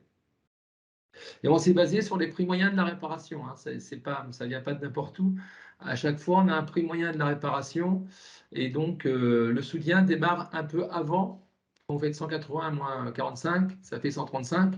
Et 135, on est un peu en dessous du prix moyen de la réparation d'un laptop, par exemple. Donc, ça permet vraiment de couvrir plus de la moitié à chaque fois des réparations. Donc, on soutient plus d'argent, hein, en fait, que si on avait soutenu toutes les réparations des laptops, mais à partir d'un certain montant de réparation. Quand on parle de diagnostic et compté, normalement, votre diagnostic fait partie de votre forfait réparation. Hein. Donc là, on ne change pas les pratiques en cours. Hein. Si aujourd'hui, vous facturez 200 euros pour réparer un ordinateur portable, votre réparation sera éligible au fonds et le diagnostic, comme dans toutes les autres catégories de produits. Alors, vous le facturez ou vous ne le facturez pas à vos consommateurs, mais il fait partie intégrante du montant de la réparation. Je réponds à la question de Manu qui est intéressante parce qu'effectivement, quand on parle de GEM froid et de GEM hors froid, donc on parle vraiment de catégories de produits et on parlait de produits avec fluide frigorigène. Et il y a effectivement, et je vous réponds tout de suite, le cas n'est pas aujourd'hui prévu dans les fiches métiers, ou sur certains produits froids, effectivement, on n'intervient pas sur le circuit. Hein. Alors, au réfrigérateur, on pense principalement aux platines, aux afficheurs, à l'éclairage et aux thermostats, qui sont des réparations. Mais tel qu'il est défini aujourd'hui, il faudra avoir l'habilitation, la fiche métier avec l'habilitation froid pour intervenir et faire bénéficier le consommateur. Mais comme ce point est remonté plusieurs fois, donc là, on va regarder ensemble avec les différents avec les deux éco-organismes et nos organismes de certification, comment on peut faire évoluer effectivement la réparation sur les produits froids quand on n'intervient pas sur le circuit. Donc ça, je n'ai pas la réponse aujourd'hui, mais c'est un point qui est bien noté et qui sera amené à évoluer. Et dernière précision, les soutiens financiers sont aussi amenés à évoluer. Hein, donc là, c'est notre point de départ, notre point de démarrage hein, avec ces différents soutiens. Mais en fonction de je dirais, le législateur nous autorise parfaitement à faire évoluer les soutiens financiers. Donc, ce n'est pas une évolution qui sera mensuelle, hein, bien évidemment, mais il y aura une révision qui pourrait être annuelle, effectivement, des fonds pour rééquilibrer éventuellement certains fonds où on se rendra compte qu'effectivement, alors je vais dire n'importe quoi, hein, les 15 € sur les aspirateurs n'incitent pas le consommateur à réparer. Donc, on verra comment, effectivement, la possibilité de pouvoir faire évoluer le fonds sur certains produits pour augmenter l'attractivité. Parce que si vous proposez un produit et qui ne se vend pas, hein, ou qui n'est pas utilisé, ben, effectivement, il faut le faire évoluer, soit l'arrêter, soit le faire évoluer en montant. Donc là, c'est pareil, ce seront des discussions qui auront lieu entre les différentes parties prenantes pour faire évoluer ce forfait. Mais ça, c'est vraiment la base de départ avec laquelle le fonds va démarrer. Précision tout de même sur la question, c'était aussi demandé, si on n'est pas labellisé, est-ce qu'on peut réparer? Ben, vous pouvez réparer. Ça, on n'a jamais empêché quelqu'un de réparer, mais simplement, vous ne serez pas éligible au fonds. Parce que le fonds de la réparation dira, ben, tel réparateur qui a changé un thermostat sur un produit froid, mais sur le produit froid, il n'a pas la fiche métier, il n'a pas la labellisation, donc on ne pourra pas rembourser. Mais bien sûr, on n'intervient pas. Le but du fonds n'est pas d'intervenir sur la réparation en elle-même, simplement sur l'éligibilité à faire bénéficier le consommateur du soutien financier. Exactement. Il n'y a pas d'ingérence sur votre métier. C'est vous qui le maîtrisez, c'est vous qui êtes en contact du consommateur. Enfin, voilà, c'est vraiment pas d'ingérence, on ne vient pas se mêler des choses. Néanmoins, on est là pour promouvoir la profession et notamment les petits réparateurs. N'oubliez pas, et ça, c'est vrai que c'est quelque chose qu'on dit souvent, hein, avant, la réparation en garantie était quand même la chasse gardée des réparateurs indépendants. Aujourd'hui, on est en train de se rendre compte que la réparation en garantie est également en train de migrer vers les réparateurs industriels ou les SAV des distributeurs. De fait, le fait d'être labellisé vous permet également de conserver cette activité sans la transmettre à d'autres typologies de réparateurs. Donc, c'est vrai que c'est un point de vigilance. Car le monde de la réparation est en train de bouger. Comme le disait également Jean-Marc, il y a également le fait que des offres des offres de forfait garantie, j'ai plus le nom en tête, zut, type d'Artimax ou autre, sont en train de se mettre en place et pourraient redistribuer les cartes. Donc voilà, le fonds est vraiment là pour renforcer l'activité des réparateurs et notamment des réparateurs indépendants sur les équipements hors garantie. Et vous avez vu les montants de soutien qui étaient affichés juste avant. Les montants de soutien sont identiques hein, entre écosystèmes écologiques. Il y a un seul montant de soutien. D'accord ? Il y a deux éco-organismes, mais il y a bien un seul montant de soutien. Ce qui va changer, ça va être l'orientation. Quand vous allez avoir une demande de réparation, vous allez avoir une petite interface hein, qui va vous demander le produit et la marque. D'accord ? Et donc, en renseignant le produit et la marque, vous saurez déjà si le produit est éligible, le montant du soutien, et puis vous saurez si vous allez être orienté vers écosystème ou vers écologique. Pourquoi ? Pour vous rappeler le mode de fonctionnement, les fabricants ou les metteurs sur le marché d'équipements électriques et électroniques en France ont le choix d'adhérer à un des deux éco-organismes, écosystème écologique. Donc, par exemple, là où Samsung est chez écosystème, Apple est chez écologique. Là où Microsoft est chez écosystème en termes de console de jeu, Nintendo est chez écologique. Donc, les fabricants ont le choix de l'éco-organisme. Donc, une partie des fabricants adhèrent à écosystème et financent le fonds écosystème, une autre partie adhère chez écologique et finance le fonds écologique. Donc, quand vous ferez vos demandes de remboursement, il y aura un petit outil qui vous permettra de vous aiguiller directement vers l'un et l'autre des éco-organismes, mais pour le même montant de soutien. Il n'y aura pas de soutien différent en fonction de l'éco-organisme, bien entendu. L'idée étant d'être simple, transparent et compréhensible de tous.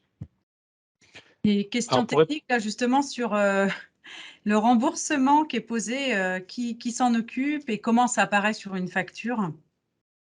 Alors, ça, c'est un point qui est important. On n'a pas présenté la slide, mais le consommateur bénéficie immédiatement du fonds de la réparation. C'est-à-dire que sur les devis que vous allez faire et les factures que vous allez faire, vous devrez faire apparaître le montant du soutien et le consommateur en bénéficie immédiatement. Concrètement, vous faites une facture TTC et à cette facture TTC, dans le reste à payer, vous déduisez, vous faites apparaître le montant du soutien financier du fonds de la réparation, là par exemple 25 €, et le consommateur règle le montant de votre facture TTC moins ce montant, donc il va régler directement. Cette avance que vous faites au consommateur, c'est là l'objet de la demande de remboursement. Donc, c'est l'éco-organisme donc soit écologique, soit écosystème, qui vous le rembourse. Alors, par la loi, dans un délai maximum de 30 jours, mais concrètement, les deux éco-organismes nous feront des remboursements tous les 15 jours, pour vous éviter une avance de trésorerie trop importante. Mais le principe même du fonds de la réparation, c'est le consommateur en bénéficie directement et ensuite vous vous faites rembourser par l'éco-organisme. Donc les interfaces sont en train d'être mises en place. Il y aura des présentations des interfaces dès que les maquettes seront complètement arrêtées pour vous montrer un peu à quoi ça ressemble. Donc, nous travaillons de manière ardue avec les éditeurs de logiciels de GESCO, de comptabilité, notamment avec Fedelec aussi sur les modèles, vous connaissez, avec la CMA, enfin voilà. C'est un travail de longue haleine qui est là pour vous simplifier la vie lors des demandes de remboursement. Et on a bien compris qu'il fallait que le dispositif ne soit pas chronophage et que vous ne souhaitiez pas être chargé administrativement. Donc, il y aura une petite couche, forcément. Vous demandez un remboursement, donc il faut quand même qu'il y ait quelques contrôles, mais nous faisons en sorte que ce soit le plus léger possible et le plus rapide possible pour que vous vous concentriez sur votre métier, non pas sur l'administratif. Très bien, je vais vous remercier pour cette première grosse présentation sur le label, messieurs. Merci à vous. Ouais, vous allez rester avec nous parce qu'il peut y avoir encore des questions qui surviennent. On va… Je me permets une question. Est-ce Oui. que c'est cumulable avec le crédit d'impôt? Peut-être finir sur les questions. Ah oui, et autres questions dans les commentaires. Est-ce cumulable avec le crédit d'impôt? Les services à la personne. Alors, c'est un point qui n'a pas été abordé, qui pour nous, c'est complètement dissocié. C'est complètement dissocié. À partir du moment où le réparateur s'est justifié de son activité de réparation avec les éléments demandés, il n'y a pas de, comment dire, de raison que ce ne soit pas compatible. Nous, on ne va pas traiter ce point. En fait, on va juste valider le fait que ce soit un réparateur, un professionnel de la réparation. Voilà, c'est un labellisé qui fait une facture de réparation et qui fournit les éléments comme quoi il a fait une réparation sur un produit éligible. Si après cela, le consommateur avec cette facture fait une demande à un autre organisme pour, par exemple, les crédits d'impôt, pour moi, il n'y a pas de souci. Il n'y a pas de souci à ce niveau-là. Si cette facture est éligible au crédit d'impôt pour le consommateur. On ne rentre pas dans ce cadre-là. On va compléter. Là, il y a aussi la demande de comment on va être promu, moyens financiers, campagne, TV, etc. Il y a quelque chose. Enfin, du coup, ça va être déployé, ça. Enfin, je vous laisse compléter la réponse, mais… Jean-Marc, je te laisse démarrer. Je sais que là-dessus, tu fais plus… non, mais il faut rendre à César. Alors, Alors, rendons à César. Alors, Écosystème a pour habitude d'avoir une communication grand public large et importante, que ce soit aussi bien la télé qu'à la radio. Donc, nous allons mettre en tant qu'écosystème un certain nombre de communications au grand public, parce que ça ne sert à rien d'avoir un label si derrière le consommateur n'est pas au courant que le label existe. Donc là, après, Basilios complétera pour écologique s'il souhaite faire quelque chose. Et d'un autre côté, il y a l'ADEME, par exemple, qui s'est engagé à communiquer également sur lequel il répare et sur le fond de la réparation pour le faire. Et Écosystème mettra également en place, alors éventuellement avec écologique, un kit je dirais, de promotion du label qu'elle y répare par l'intermédiaire de Vitrophanie, d'autocollants qu'on peut mettre sur les camionnettes des artisans et éventuellement de PLV aussi qu'on pourra mettre en place dans les différents ateliers. Tout à fait. Tout à fait. Les outils de communication à destination des réparateurs sont communs. Donc, le fameux kit avec la Vitrophanie sera un outil, une production commune aux éco-organismes. Et ensuite, chaque éco-organisme est autonome dans sa communication. Donc, il y a un financement avec l'ADEME qui va permettre de financer l'ADEME qui communiquera sur le label. Et nous, chez Écologique, on sera plus sur les réseaux sociaux, en fait. On n'a pas pour habitude de communiquer auprès des médias tels que Téléradio. C'est un choix de l'éco-organisme depuis sa création en 2005. Donc, on sera complémentaires. L'idée n'est pas d'avoir des communications concurrentes, ça n'apporterait pas de valeur, en fait, mais des communications complémentaires. Donc, on aura des actions plus ciblées, on adressera plus le consommateur via les réseaux sociaux que les médias grand public. Donc, je trouve que la transition est très bonne, hein, messieurs, puisque l'idée, là, c'est de faire une comparaison avec notre label déployé là, par le réseau des chambres de métiers Réparacteurs et puis le label Quali Répare. Hein. Donc là, je vais laisser du coup la parole à Bénédicte Lidon et Christophe Terrien pour expliquer que c'est bien un duo gagnant, comme ça a été écrit, et pas des choses qui sont aux extrêmes. Tout à fait.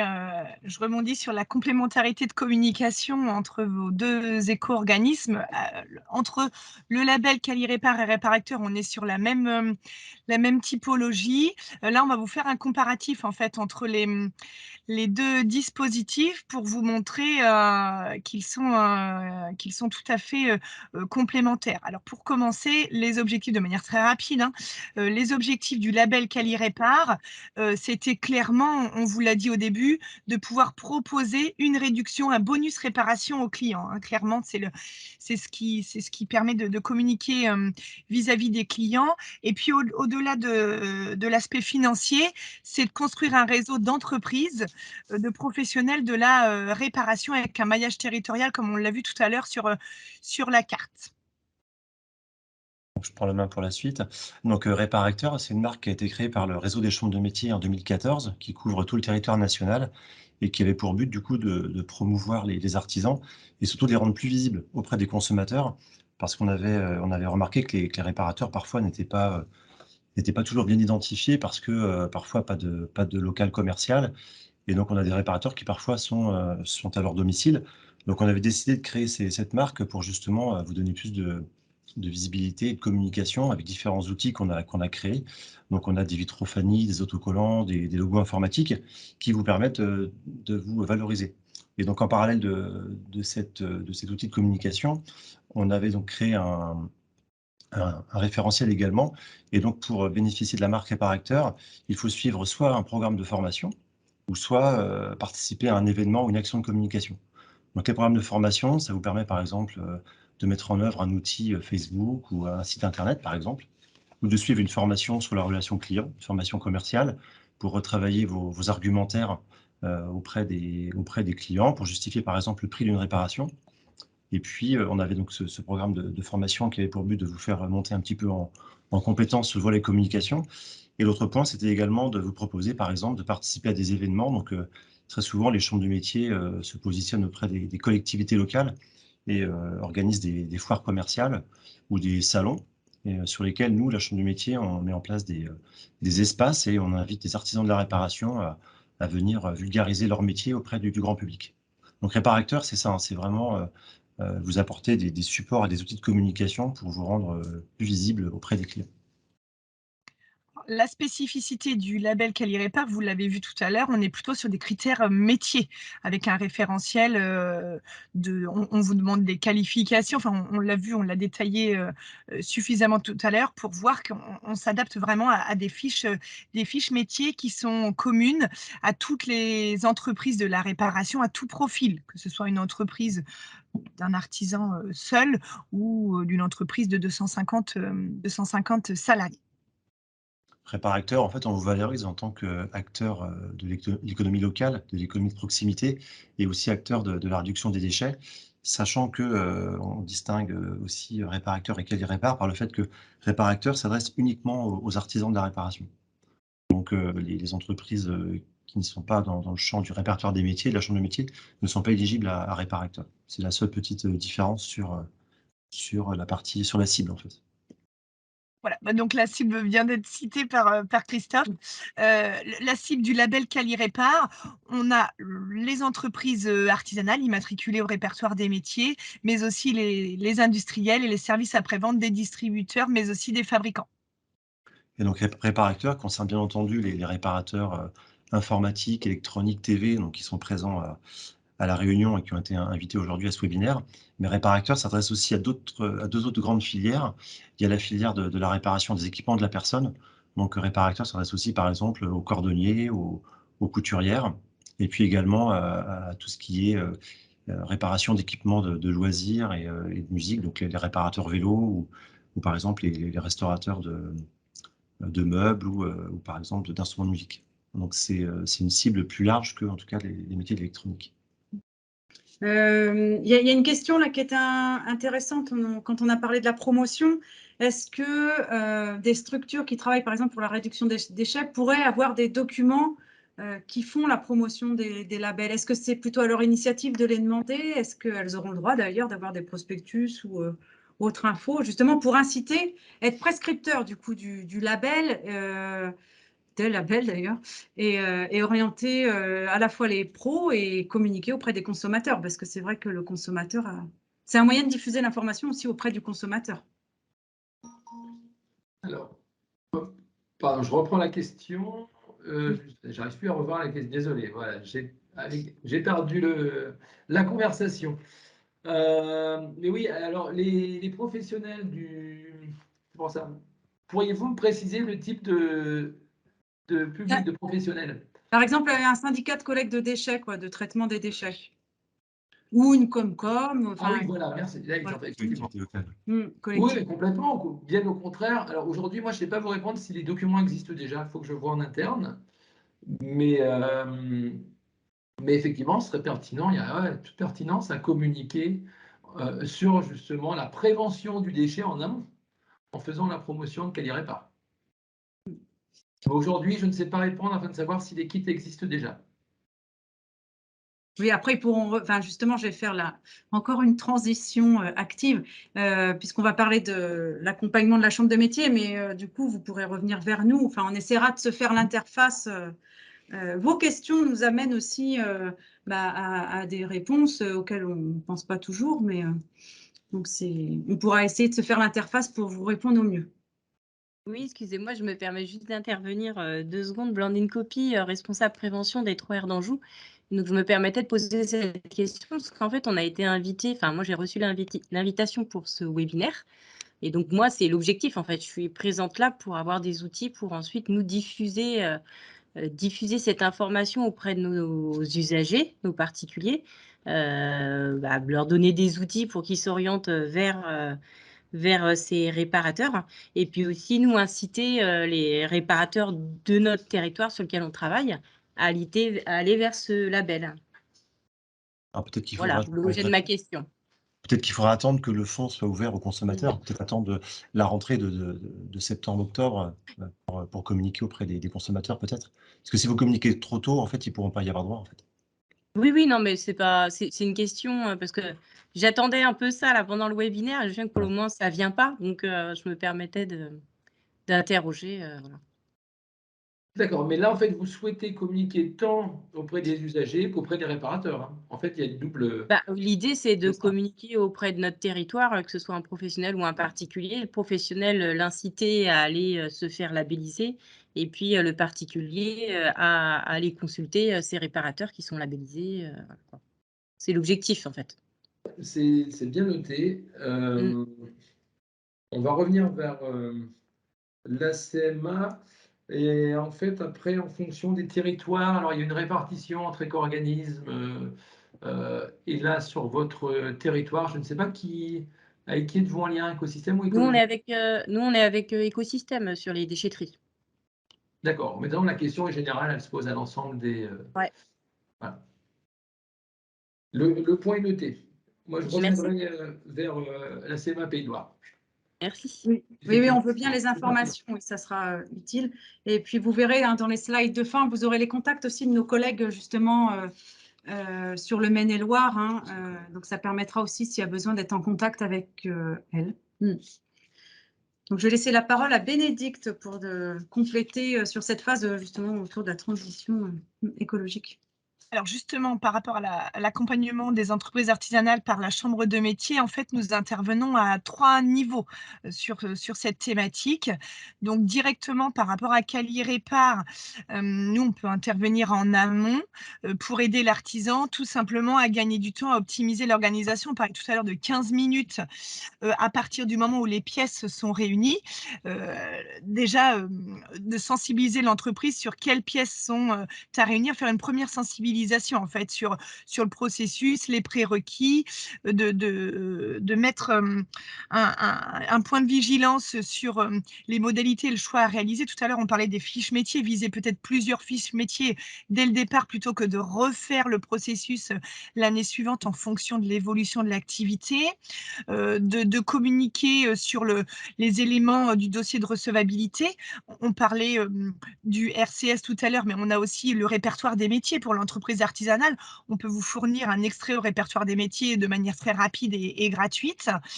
On peut aussi informer l'entreprise artisanale des documents administratifs type formation, gestion des déchets, quels sont concrètement quels sont les outils de traçabilité.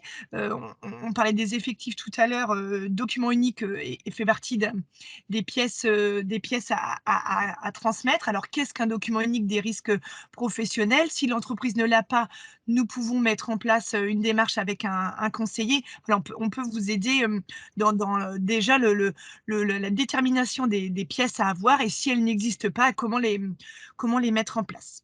Ça, c'était par rapport à Cali Répare. Nous avons aussi un autre mode d'action sur la transition écologique pour aller plus loin, pour repositionner l'entreprise dans le développement durable. Donc, par rapport à la réparation, la gestion des déchets, mais pas que. Ça peut être sur l'énergie, ça peut être sur la mobilité, sur l'eau. Nous avons différentes thématiques pour accompagner l'entreprise de manière simple, directe et très, très concrète. Nous pouvons aussi évaluer l'éligibilité de l'entreprise à des aides financières. Là, on parle du coup de pouce financier avec le programme Tremplin, mais nous avons d'autres aides financières selon la localisation de l'entreprise et son type d'activité. Et puis, nous avons Réparacteur, l'autre pilier d'accompagnement dans la réparation pour intégrer un réseau. Donc là, on est plutôt sur de la communication, hein, aider l'entreprise à déterminer un plan d'action commercial individuel, lui proposer des formations qui sont gratuites, lui proposer des animations et des événements autour de la réparation qui sont généralement gratuits, et puis d'être référencé sur l'annuaire des entreprises artisanales uniquement de la réparation avec une pastille Réparacteur pour apparaître en premier avec géolocalisation. Donc voilà, sur les trois piliers, vous pouvez nous contacter pour une action directe.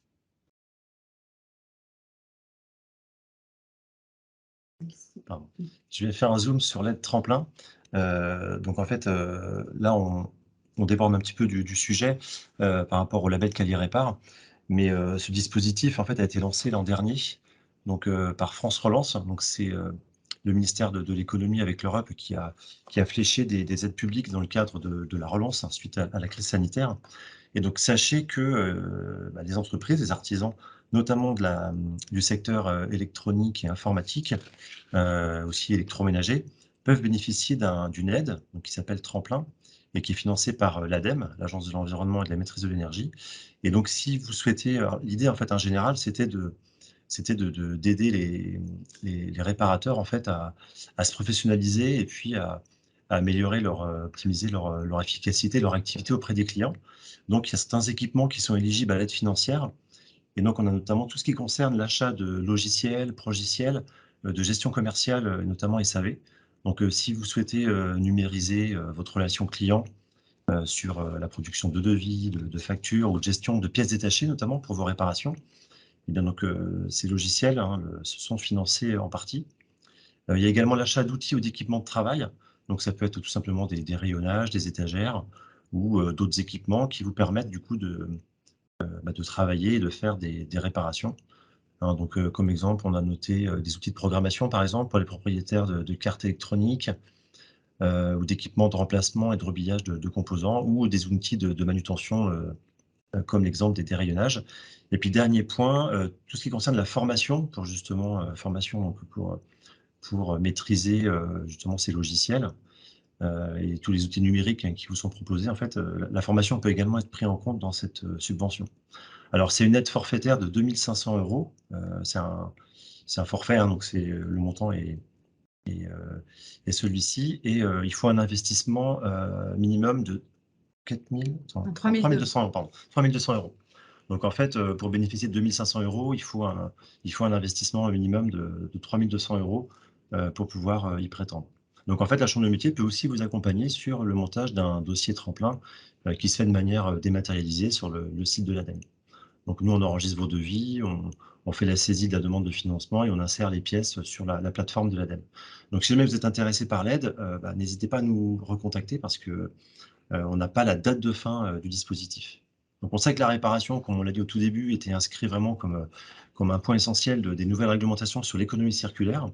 Donc, tous les acteurs de la réparation qui contribuent finalement à allonger la durée de vie des objets sont soutenus par l'État, justement, à travers ce financement, cette subvention, pour vous aider justement à peut-être mieux travailler ou professionnaliser vos pratiques commerciales. Donc, si vous avez des demandes, n'hésitez pas parce qu'on ne sait pas encore quand le fonds va s'arrêter.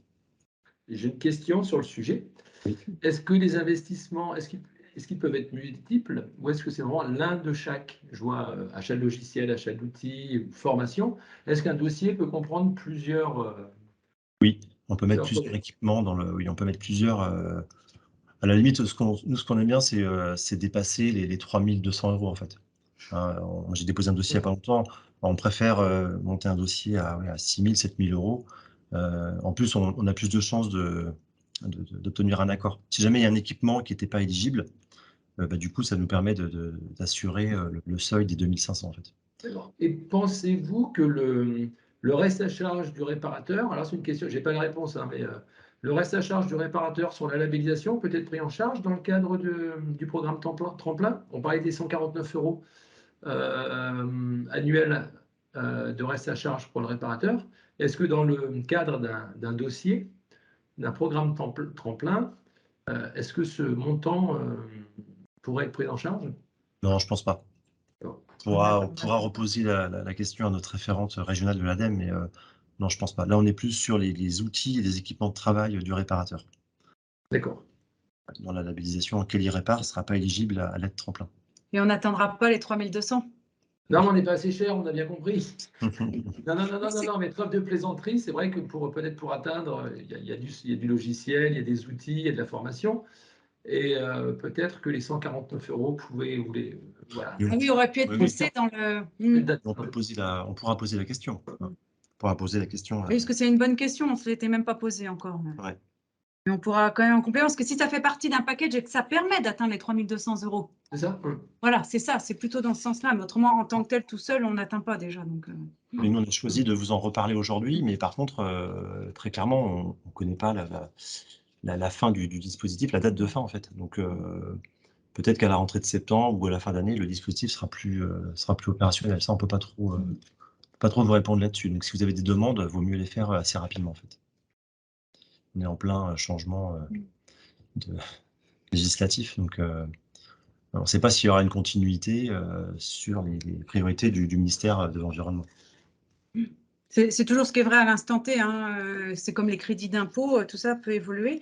Là, je vous ai mis la slide sur l'équipe de conseillers en région Pays de la Loire, hein, qui pourra répondre de près ou de loin à toutes vos problématiques, soit sur Quali-Répar, redébroussailler tout ça, savoir par quoi vous commencez, si vous voulez y aller, et puis, ou des informations complémentaires, et surtout tout ce qui va concerner la transition écologique au sens large, hein, l'accompagnement au niveau du développement durable. Donc, pour certains, vous connaissez déjà les collègues sur le territoire, hein. Donc, on a remis les adresses mail auxquelles on répond, et puis les adresses téléphone par département. Vous aurez ce diaporama qui va vous être transmis à l'issue de la présentation. Et également, on vous a remis aussi les liens un peu utiles. Alors, quand vous aurez le diaporama en format PDF, pardon, vous pouvez cliquer sur les liens. Il y a une aide qui existe encore en région Pays de la Loire, qui s'appelle l'aide PLCA, c'est pour les commerces, hein, de proximité. Alors, ça concerne certaines communes, hein, mais c'est encore une aide à l'investissement de 30%. Il y a des seuils aussi, des plafonds et des seuils, mais elle est toujours pérenne. Et puis, on vous a mis aussi les liens autour de la transition écologique au niveau de la région des Pays de la Loire et de l'ADEME, parce que tout évolue, tout bouge. Même nous, des fois, on n'est pas au courant des aides, hein. Il faut toujours les voir comme un effet de levier ou un coup de pouce, hein, dans votre développement et votre accompagnement. Et puis, nous restons à votre disposition pour toute question. Alors, je sais qu'on a largement dépassé le temps. On savait que le sujet était dense, hein, et qu'il y a eu des questions. Donc, c'est aussi important pour nous d'avoir ces questions qui précisent la mise en place du label. Donc là, on est encore ouvert. Si vous avez quelques questions complémentaires, on est à votre disposition avant de conclure. Sauf si tout est limpide pour vous. De manière, voilà. Après, ils peuvent aussi. Moi, je vais mettre mes coordonnées en chat. S'il y a des questions plus techniques, plus précises, plus spécifiques sur la label Quali-Répar, qu'ils n'hésitent pas à nous contacter, hein, également. Sauf si vous souhaitez centraliser les demandes. Après, ça dépend de vous, CMA Pays de Loire, comment vous souhaitez fonctionner. Vous centralisez, ou alors est-ce que vos adhérents peuvent également s'adresser directement à nous?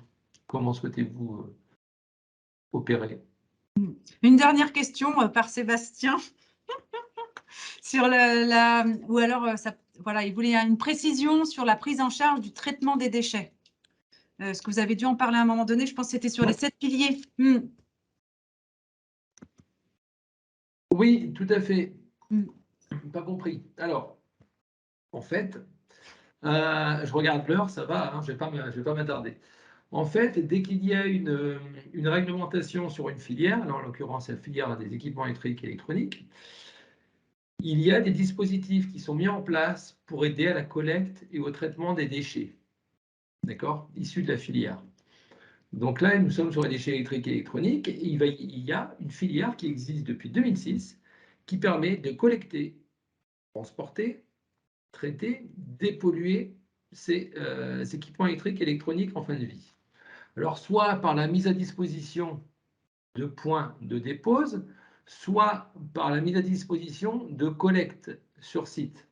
Mais pour les collectes sur site, alors après, en fonction des éco-organismes, il y a plusieurs modes de fonctionnement, mais généralement, il y a un seuil minimum en termes de points, un point minimum à massifier, car l'idée de la filière est d'apporter une solution qui soit efficiente aussi en termes environnementaux. On ne peut pas se permettre d'aller collecter 10 kilos 10 fois par an auprès d'un réparateur, d'un distributeur. Il n'y aurait pas de cohérence écologique et économique. C'est pour ça qu'il y a des seuils de poids à respecter et que les éco-organismes mettent à disposition des détenteurs de déchets des contrats qui vont leur permettre de profiter d'une solution de collecte sous condition de poids, voilà, pour pouvoir profiter d'une solution de collecte qui soit financée par la filière. Pour compléter, c'est la filière, Sébastien, c'est la filière Envie 44 pour la Loire-Atlantique, par rapport à Écosystème. Si tu stockes les PC usagés à ton atelier, voilà, il faut que tu te fasses référencer auprès de l'un des deux éco-organismes pour te faire profiter de la collecte des déchets qui est financée par justement l'éco-participation. Puisque l'éco-participation va financer à la fois la gestion des déchets et également le fonds de la réparation. Si j'ai bien compris. Voilà, ça vous évite de payer une filière qui est déjà financée en fait. Souvent, on voit des réparateurs dire bah oui, mais moi, voilà, on vient les chercher chez moi, je donne un billet au gars, ça me coûte X euros. Il n'a pas de bordereau de suivi de déchets. En cas de contrôle, il ne sait pas justifier la destination de ses équipements. Et en plus, il a payé quelque chose qui a déjà été payé par la filière. Donc, afin d'éviter les doublons et surtout de vous mettre en conformité, eh ben, la filière propose des solutions. Donc après, il faut se rapprocher. Il faut se rapprocher soit de vos collectivités, soit de votre éco-organisme, afin de voir ce qu'on peut mettre en place ensemble en termes de collecte des déchets ou de solutions de dépose de déchets. C'est soit une collecte, soit une solution de dépose. Non, il n'y a pas de secret. Hein. J'espère que j'ai été un peu plus clair sur le sujet. Bon, je vois des sourires, donc j'espère que c'est plus clair. Hein? Oui, le sujet est vaste. Bah, écoutez, je vous remercie tous. On peut vous laisser repartir à vos occupations diverses et variées hein, du lundi matin, parce qu'on a commencé sur un sujet en fanfare hein, qui va vraiment se déployer là dans les prochaines semaines, qui a commencé, hein, on voit bien à l'échelle nationale, qu'il a impacté déjà tout le territoire français, donc c'est plutôt bien. Et puis, on sait que les questions vont vont arriver à l'avenir, et puis nous serons tous présents pour y répondre. Au mieux, hein, parce on va bien voir qu'il y a forcément, comme une règle, hein, il y a toujours des exceptions, des particularités, et qu'on va les rencontrer avec toutes les activités artisanales que l'on peut rencontrer, nous, au quotidien. Je vous remercie tous pour votre participation active, parce qu'un webinaire, ça ne se fait pas tout seul, hein, c'est aussi le dynamisme et les questions que vous avez pu apporter. Et puis, je vous dis à très bientôt et bonne semaine. Merci Bonne beaucoup. journée. Merci, belle Bonne semaine journée à à vous. tous. À bientôt. Merci.